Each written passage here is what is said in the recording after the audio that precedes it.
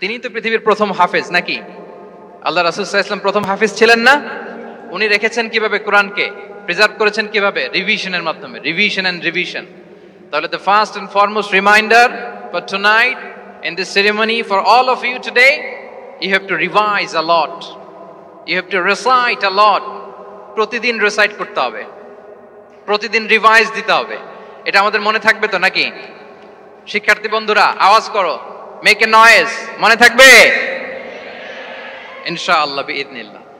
নাহমাদুহু ওয়া নুসাল্লি আলা রাসূলিহিল কারীম, আম্মা বা'দু ফাআউযু বিল্লাহি মিনাশ শাইতানির রাজীম, বিসমিল্লাহির রহমানির রহিম। আফালা ইয়াতাদাব্বারুনাল কুরআন আম আলা কুলুবিন আকফালুহা, সাদাকাল্লাহুল আযীম। রব্বি ইশরাহ লি সাদরি ওয়া ইয়াসসির লি আমরি ওয়াহলুল উকদাতাম মিন লিসানি ইয়াফকাহু কওলি। তানজিমুল উম্মাহ ফাউন্ডেশন কর্তৃক আয়োজিত 13তম হিফজুল কোরআন অ্যাওয়ার্ডের আজকের এই চমৎকার আয়োজনে, এই চমৎকার অনুষ্ঠানে আপনারা যারা উপস্থিত হয়েছেন আপনাদের সবাইকে জানাচ্ছি আন্তরিক শুভেচ্ছা এবং মোবারকবাদ। আহলান ওয়া সাহলান ওয়া মারহাবান বিকুম ফি হাযাল লিকা আত-তাইয়্যিব আল মুবারাক। আমি শুরুতে আল্লাহ রাব্বুল ইজ্জা ওয়াল জালালের দরবারে শুকরিয়া জ্ঞাপন করছি, যিনি আমাদেরকে এরকম চমৎকার একটি বরকতময় প্রোগ্রামে একত্রিত করেছেন। আমরা সবাই পড়ছি কালিমাতুশ শুকর আলহামদুলিল্লাহ। আল্লাহ তাআলার দরবারে শুকরিয়া জ্ঞাপনের পাশাপাশি আমি আজকের প্রোগ্রামের যারা অর্গানাইজার, আয়োজক, তাদেরকে অন্তরের অন্তঃস্থল থেকে শুকরিয়া জানাতে চাই। এরকম চমৎকার প্রোগ্রামে আমাকে ইনভাইট করবার জন্য আমি অত্যন্ত সম্মানিত বোধ করছি। এরকম চমৎকার একটি কোরআনের প্রোগ্রামে অংশগ্রহণ করার সুযোগ পেয়ে। আজকের প্রোগ্রামে উপস্থিত আছেন তানজিমুল উম্মাহ ফাউন্ডেশনের সম্মানিত পরিচালনা পর্ষদ, উপস্থিত আছেন তানজিমুল উম্মাহ ফাউন্ডেশনের সম্মানিত শিক্ষকবৃন্দ, শুভাকাঙ্ক্ষীবৃন্দ, অভিভাবক মণ্ডলী এবং হেফজ কমপ্লিট করা শিক্ষার্থী বন্ধুরা, সাংবাদিক বন্ধুরা, ভলান্টিয়ার্স, আমি সবাইকে আবারও অন্তরের অন্তঃস্থল থেকে শুভেচ্ছা জানিয়ে শুরু করছি। শুরুতে আমি আজকের প্রোগ্রামের যারা মধ্যমণি, যারা হুফাজুল কোরআন, যারা অ্যাওয়ার্ড রিসিভ করেছে, তাদেরকে আমি অফিশিয়ালি কংগ্রেচুলেট করতে চাই, অভিনন্দন জানাতে চাই যে তোমরা অনেক বড় একটি অর্জন ইতিমধ্যে সম্পন্ন করেছো আলহামদুলিল্লাহ। এটা একটা হিউজ মাইলস্টোন। এটা যে কত বড় একটা নেয়মা বা সৌভাগ্য এটা কল্পনা করা যায় না। যে কোরআনকে বলা হয় এটা বিয়ন্ডলেস, বাউন্ডলেস, বটমলেস, মহাবিশ্বের মহাবিশ্বয় মহাগ্রন্থ আল কোরআন আল কারীমকে তোমরা তোমাদের সিনায় ধারণ করেছো। এটা অনেক বড় সৌভাগ্যের একটা ব্যাপার। আল্লাহ তাআলা ইরশাদ করছেন, ইন্না নাহনু নাযালনা যিকরা ওয়া ইন্না লাহু লাহাফিযুন। নিশ্চয় আমি এই কোরআনকে নাজিল করেছি এবং এই কোরআন আল কারীমকে সংরক্ষণের দায়িত্ব আমি নিজেই নিয়েছি। কোরআন আল কারীমকে পৃথিবীতে প্রিজার্ভ করা বা সংরক্ষণ করা এটা আল্লাহ তাআলা তোমাদের মাধ্যমে করেছে। আলহামদুলিল্লাহ সুম্মা আলহামদুলিল্লাহ। এটা অনেক বড় সৌভাগ্যের ব্যাপার এবং সবার নসিবে এটা থাকে না। যাদেরকে আল্লাহ তাআলা পছন্দ করেন, যারা চুজেন পার্সোনালিটি টু আল্লাহ সুবহানাহু ওয়া তাআলা, শুধুমাত্র কেবলমাত্র একমাত্র তাদেরকেই আল্লাহ তাআলা এই সৌভাগ্য দান করেন। তো এই যে মাইল ফলক তোমরা স্পর্শ করেছো, এটা তোমাদের জীবনের অনেক বড় একটা অর্জন এবং নানা ধরনের খুশ নসিব তোমাদের ব্যাপারে ঘোষিত হয়েছে হাদিসে। আল মাহিরু বিল কোরআন মা আসসাফারাতিল কিরামিল বারারা, ইকরা ওয়ারতাকি ওয়ারাত্তিল কামা কুনতা তুরাত্তিলু ফিদ দুনিয়া ফাইন্না মানজিলাতাকা ফি আখিরি আয়াতিন তাকরাউহা। আজকের এই অ্যাওয়ার্ড গিভিং সেরিমনিতে এসে তোমাদের কত ভাল লাগছে। সবার চেয়ে তোমরা আলাদা, স্পেশাল পোশাক তোমাদের জন্য ক্রেস্ট দেয়া হয়েছে, সামনে এসে ফটো সেশনে অংশগ্রহণ করছো। এর চেয়েও অনেক বড় একটা কনফারেন্সে, এর চেয়েও অনেক বড় একটা কনভেনশন হলে, এর চেয়ে অনেক বড় আয়োজন করে সেদিন তোমাদেরকে বলা হবে ইকরা ওয়ারতাকি ওয়ারাত্তিল কামা কুনতা তুরাত্তিলু ফিদ দুনিয়া। পড়ো, ধীর স্থির ভাবে পড়ো, যেমনি দুনিয়াতে পড়তে তার তিলের সাথে। ঠিক যতটুকু পড়বে ততটুকু করবা, আল্লাহর সান্নিধ্য তোমরা পাবে। যতটুকু পড়বে ঠিক ততটুকু জান্নাতে তোমাদের ভবনগুলো উঁচু হতে থাকবে। আল্লাহু আকবার। এখন তোমাদের কেমন ফিল হচ্ছে এই দুনিয়াতেই যদি এত চমৎকার অ্যাওয়ার্ড গিভিং সেরিমনিতে তোমাদেরকে সম্মান দেয়া হয়, সেদিনের সেই প্রোগ্রামে যদি তোমরা অংশগ্রহণ করতে পারো কেমন লাগবে তোমাদের বলো? হাফেজ যারা হয়েছো, হেফজ কমপ্লিট করেছো, আমার শিক্ষার্থী বন্ধুরা, তোমাদের কেমন লাগবে সেদিন বলো? ভাল লাগবে সেদিন? আমরা সেদিনের সেই মাহেন্দ্র ক্ষণে যেন আমরা রিওয়ার্ডেড হতে পারি, পুরস্কৃত হতে পারি, সেই প্রত্যাশা আমরা আল্লাহর কাছে রাখছি। আমরা সবাই পড়ছি আল্লাহুম্মা আমিন। তো এই যে বিশাল এক কর্মযজ্ঞ তোমরা শেষ করেছো, আল্লাহর কালামকে তোমরা হেফজ করেছো, এখানেই শেষ নয়। This is just beginning. এটা কেবল শুরু। এটা কেবল কি? এটা কেবল শুরু। এই যে মাইল ফলক তোমরা স্পর্শ করেছো, এরপরে অনেক দূর তোমাদেরকে যেতে হবে। মাইলস টু গো, অনেক দূর যেতে হবে। এখন যেটা তোমাদের করতে হবে, কনসিস্টেন্ট রিভিশনে থাকতে হবে, মোরাজা করতে হবে এই কোরআনকে। এই কোরআনকে হেফজ করে ফেলা এটা সহজ, কিন্তু এটাকে টিকিয়ে রাখা বড্ড কঠিন। আমরা অনেক হাফেজে কোরআনদের সাথে পরিচয় হয়, তারা বলে যে শেখ হেফজ করেছিলাম কিন্তু এখন মনে নাই, ভুলে যায়। তো হেফজ করে ফেলাটা সহজ, কিন্তু এটা সিনায় রাখা মরণ অবধি, যতদিন দুনিয়াতে বেঁচে থাকে ঠিক ততদিন এই কোরআনকে প্রিজার্ভ করা, সিনাতে রাখা, এটা বড্ড কঠিন, অনেক বড় চ্যালেঞ্জ এটা তোমাদের জন্য। সো এই continuous revision of the holy Quran, এটা তোমাদের লাগবে। আল মুদাওয়ামাতু আলা কিরাআতিল কোরআন, প্রতিদিন ডেইলি বেসিসে এটা তোমাদের ডেইলি ওজিফা করে নিতে হবে। আমি সম্মানিত অভিভাবকবৃন্দ যারা আছেন তাদেরকেও বলবো যে এটা একটা টিম ওয়ার্ক, আপনাকেও হেল্প করতে হবে এখানে। আপনার বাচ্চা কোরআন তেলাওয়াত করবে, আপনাকে শোনাবে, আপনি তাদেরকে শোনাবেন।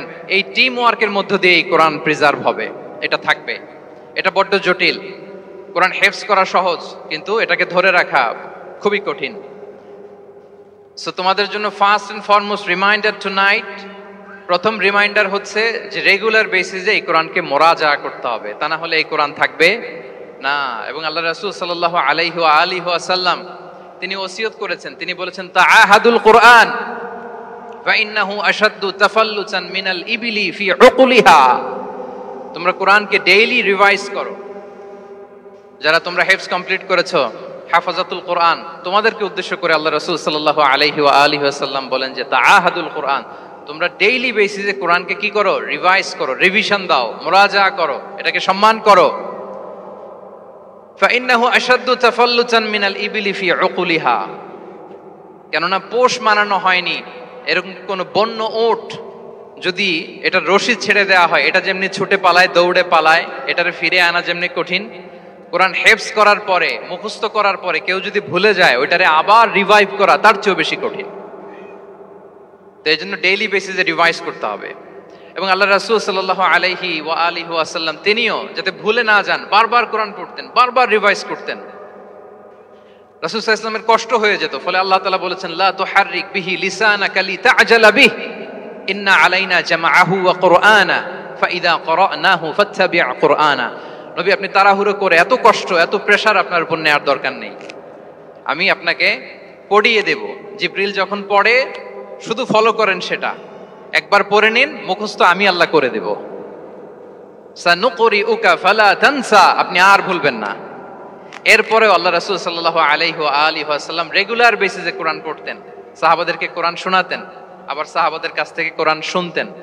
সো এই কোরআনকে যদি তোমরা তোমাদের সিনায় আজীবনের জন্য রেখে দিতে চাও সযত্নে, তোমাদেরকে রিভিশন দিতে হবে। এখন খুব বেশি বেশি revise and revise, revise after revise তোমাকে দিতে হবে। এবং সারা বছর কোরআনের যতটুকু নাজিল হতো, আল্লাহ রাসূল সাল্লাল্লাহু আলাইহি ওয়া আলিহি ওয়াসাল্লাম রমাদান আল মুবারাকে জিবরিল আলাইহিস সালামের সাথে রিভিশন করতেন। সারা বছর যা নাজিল হলো, এটা আল্লাহ রাসূল সাল্লাল্লাহু আলাইহি ওয়াসাল্লাম জিবরিল আলাইহিস সালামকে শোনাতেন, আবার জিবরিল আলাইহিস সালাম আল্লাহ রাসূল সাল্লাল্লাহু আলাইহি ওয়াসাল্লামকে অতটুকু শোনাতেন। যে বছর তিনি ইন্তেকাল করবেন, ওই বছর দুইবার তিনি গোটা কোরআনকে জিবরিল আলাইহিস সালামের সামনে পেশ করেছেন, শুনিয়েছেন। আবার জিবরিল আলাইহিস সালাম দুইবার আল্লাহর হাবিব সাল্লাল্লাহু আলাইহি ওয়া আলিহি ওয়াসাল্লামকে শুনিয়েছেন। আল্লাহু আকবার। তাহলে এটাই হচ্ছে সুন্নাহ। তিনি তো পৃথিবীর প্রথম হাফেজ নাকি? আল্লাহ রাসূল সাল্লাল্লাহু আলাইহি ওয়াসাল্লাম প্রথম হাফেজ ছিলেন না? উনি রেখেছেন কিভাবে? কোরআনকে প্রিজার্ভ করেছেন কিভাবে? রিভিশনের মাধ্যমে, রিভিশন এন্ড রিভিশন। তাহলে the first and foremost reminder for tonight in this ceremony for all of you today, you have to revise a lot, you have to recite a lot. প্রতিদিন recite করতে হবে, প্রতিদিন revise দিতে হবে। এটা আমাদের মনে থাকবে তো নাকি? শিক্ষার্থী বন্ধুরা আওয়াজ করো, মেক এ নয়েজ, মনে থাকবে ইনশাআল্লাহ বিইذنিল্লাহ। তাহলে প্রথম কাজ হচ্ছে আমাদেরকে রিভাইজ করতে হবে।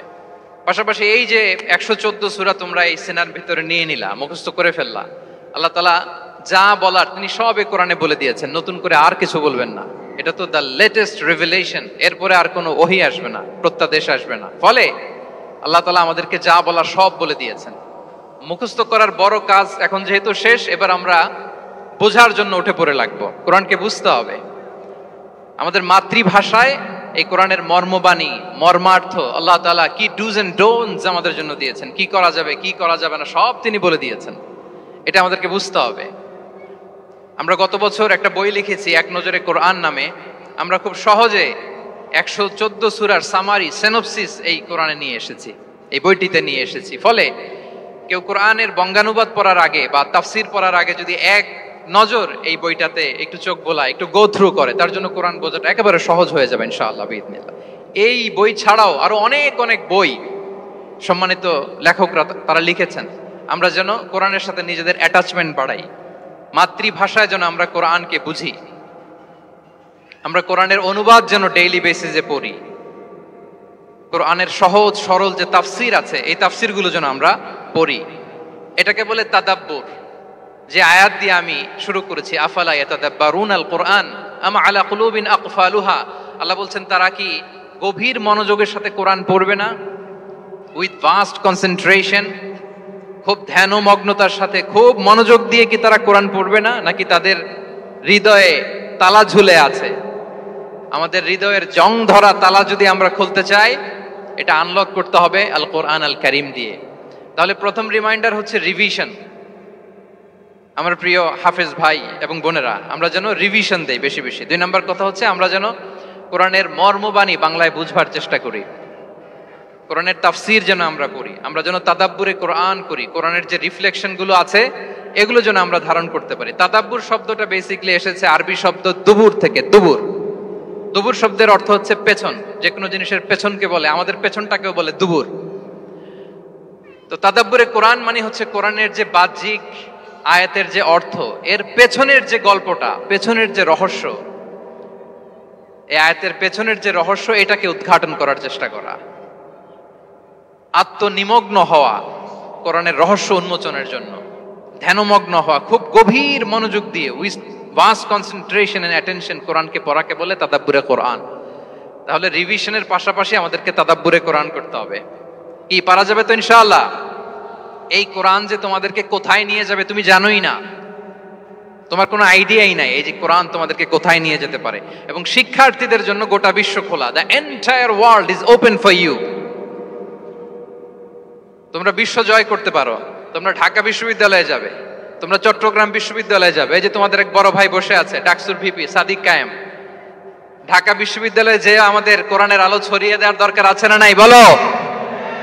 তোমরা অক্সফোর্ডে যাবে, তোমরা এমআইটিতে যাবে, তোমরা হার্ভার্ডে যাবে, আমি হার্ভার্ডে গিয়েছি, এমআইটিতে গিয়েছি, তোমরা ইয়েল ইউনিভার্সিটিতে যাবে, সেখানে যে কোরআনের আলো ছড়িয়ে দিবে ইনশাআল্লাহ বলি সবাই।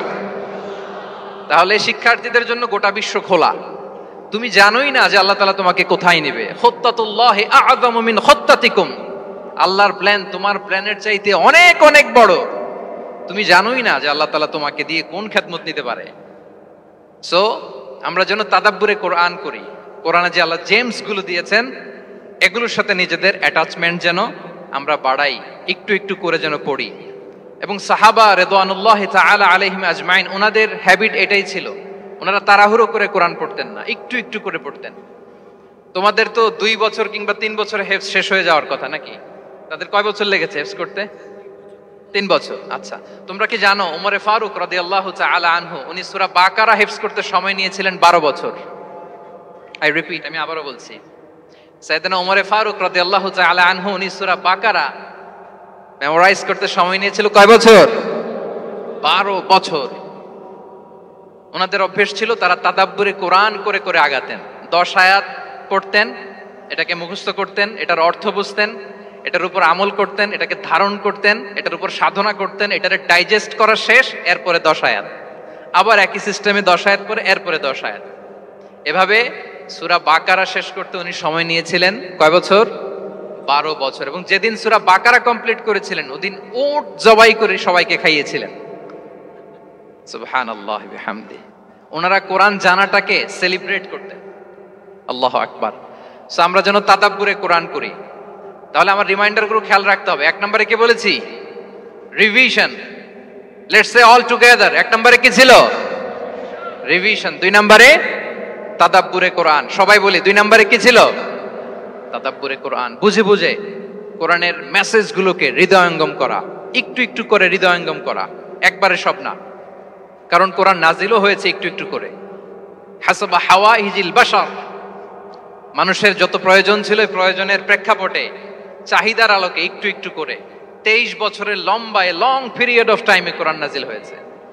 কোরআন কিন্তু তাওরাত, জাবুর, ইনজিল কোরআনের মতো, ইনজিলের মতো, তাওরাতের মতো, জাবুরের মতো কিন্তু কোরআন একবারে নাজিল হয়ে যায়নি। তাওরাত জাবুর কিন্তু একবারে এট এ টাইমে নাজিল হয়েছে, কিন্তু কোরআন নাজিল হয়েছে কত বছরের সময় নিয়ে? 23 বছর, 23 ইয়ার্স। 23 বছরের লং পিরিয়ড অফ টাইম নিয়েছে।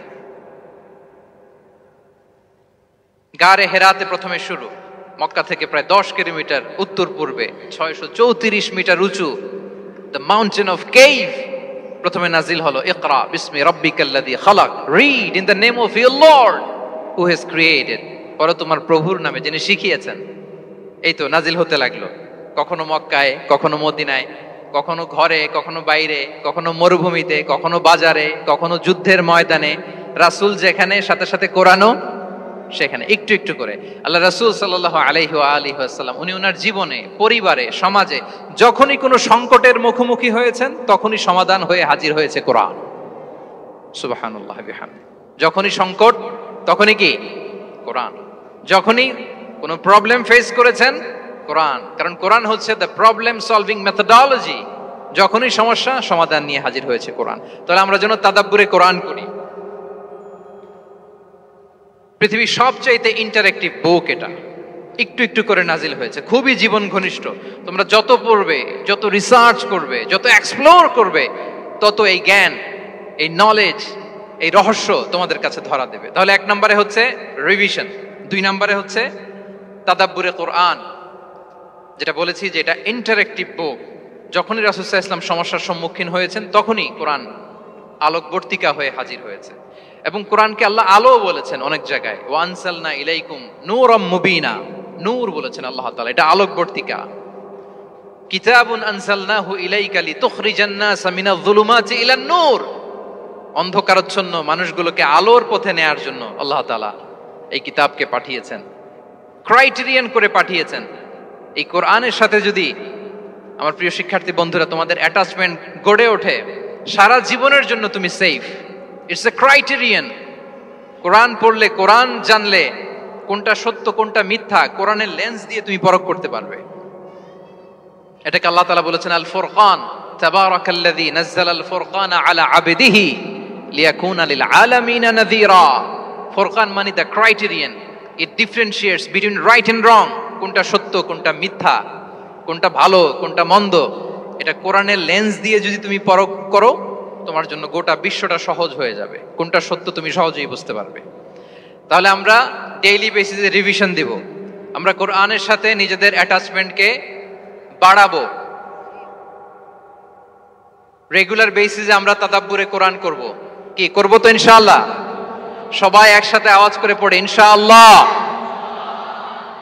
বিশাল এক কর্মযজ্ঞ তোমরা শেষ করেছো, এবার নতুন কর্মযজ্ঞের পথে তোমরা হাঁটবে। কোরআন তোমরা মেমোরাইজ করেছো এবং এখন জ্ঞানের অন্যান্য যে ব্রাঞ্চ আছে, শাখা প্রশাখা আছে, সেগুলোতে তোমরা বিচরণ করবে।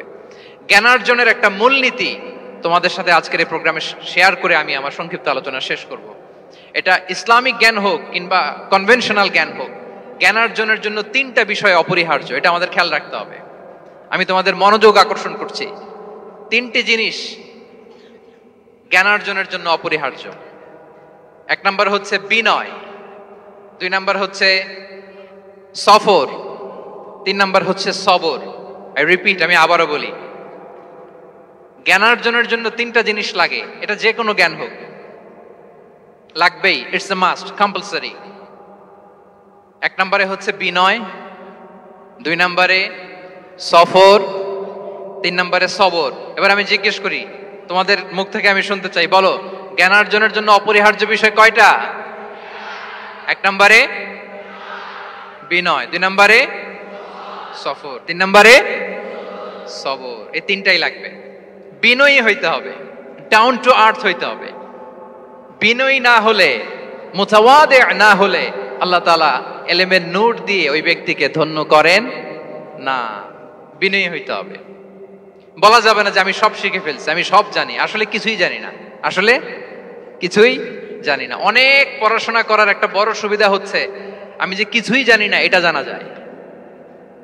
যারা অনেক পড়াশোনা করে, গভীর জ্ঞান অর্জন করে, অনেক পড়াশোনা করার একটা বড় ফায়দা হচ্ছে যে এটা জানা যায় সব শেষে যে আমি কিছুই জানি না। আবুন নওয়াস একটা চমৎকার কবিতা লিখেছেন। উনি বলেছেন, ফাকুল লিমান ইয়াদঈ ফিল ইলমি ফালসাফাতান হাফিজতা শাইআন ওয়া গাবাত আনকা আশিয়াউ। যে বলে যে আমি সব জানি, তুমি তার বৃদ্ধাঙ্গুলি দেখিয়ে বলো তুমি কিছুই জানো না, তুমি অল্প কিছু জেনেছো। মহাবিশ্বের অনেক রহস্য তোমার কাছে এখন অধরা, এখনো অধরা, অজানা। ওয়া ফাওকা কুল্লি যী ইলমিন আলিম। জ্ঞানীর উপরও জ্ঞানী আছে, জাননেওয়ালার উপরও জাননেওয়ালা আছে। তাহলে বিনয় যেন আমাদের পোশাক হয়, আমরা যেন বিনয়ী হই। আমরা যার কাছ থেকে নলেজ নিব, ইলম নিব, তার কাছে বিনয়ী হইতে হবে। যেই পাত্রে পানি ঢালবো এটা থাকবে নিচে, আর যেই গ্লাস থেকে ঢালা হবে ওইটা থাকে উপরে। মূসা আলাইহিস সালাম একবার বনি ইসরাইলের মাঝে আলোচনা করছিলেন। হঠাৎ এক লোক বলে যে, ইয়া নবী আল্লাহ, মান আ'লামু ফিল আরদ, বর্তমান পৃথিবীতে সবচেয়ে বড় জ্ঞানী কে? তো মূসা আলাইহিস সালাম খুব বেশি ভাবনা চিন্তা না করে হুট করে বলে ফেললেন, আনা, আমি সবচেয়ে বড় জ্ঞানী। এটা ভুল বলেন নাই, কারণ যাকে আল্লাহ তাআলা ওহির জ্ঞানে ধন্য করেন তিনিই তো সবচেয়ে বড় জ্ঞানী। তো উনি হুট করে বলে ফেলছেন, আনা, আমি সবচেয়ে বড় জ্ঞানী। তো আল্লাহ তাআলা এই রেসপন্সটা, এই আনসারটা পছন্দ করেন না। আল্লাহ তাআলা চাচ্ছিলেন মূসা আলাইহিস সালাম যদি বলতো যে আল্লাহই ভালো জানে, বা আল্লাহু আ'লাম, আল্লাহই সবচেয়ে জ্ঞানী, এটা আল্লাহ পছন্দ করতেন। তো উনি যখন বলে ফেলছেন আমি, আল্লাহ বলে, না মূসা, তুমি যে বলে ফেললে আমি সবচেয়ে বড় জ্ঞানী, তুমি তো সবচেয়ে বড় জ্ঞানী নও, তোমার চেয়ে বড় জ্ঞানী আছে। শুনে তো মূসা আলাইহিস সালাম অবাক, কি আমার চেয়ে বড় জ্ঞানী কোথায়?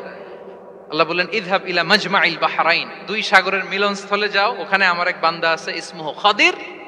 ওই খাদির, যারে আমরা বাংলায় খিজির বলি আর কি, এই খিজির তোমার চেয়েও জ্ঞানী। আল্লাহু আকবার। আপনারা সূরা কাহফের তাফসীর পড়লে জানতে পারবেন। গেলেন, নৌকার মধ্যে বসা,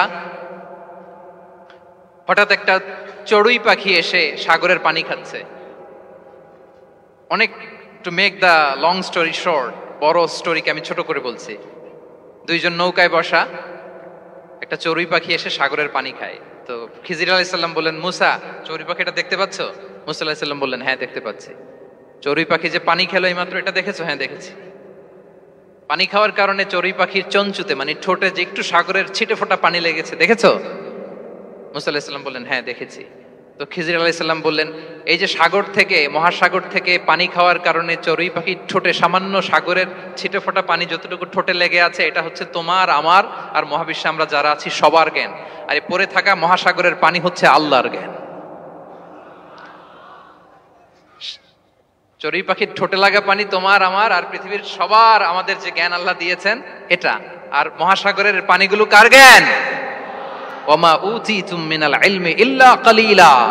আল্লাহ বলেন, একেবারে একেবারে ভেরি লিটল, যত সামান্য জ্ঞান দিয়ে আমি তোমাদেরকে দুনিয়ায় পাঠিয়েছি। এজন্য আমি সব জানি, এটা আজকে থেকে আমরা আর বলবো। আমার শিক্ষার্থী বন্ধুরা, নয়েজ করো, বলো আমরা বলবো আল্লাহু আ'লাম, আল্লাহ ভালো জানেন।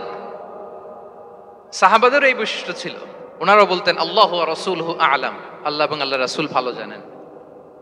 এবং আমাদের ক্লাসিক স্কলারদের এই বৈশিষ্ট্যটা ছিল, অনেক প্রশ্নের উত্তর ওনারা দিতেন না। আমাদের তো প্রশ্ন করলে আমরা হুটহাট উত্তর দিয়ে দিই।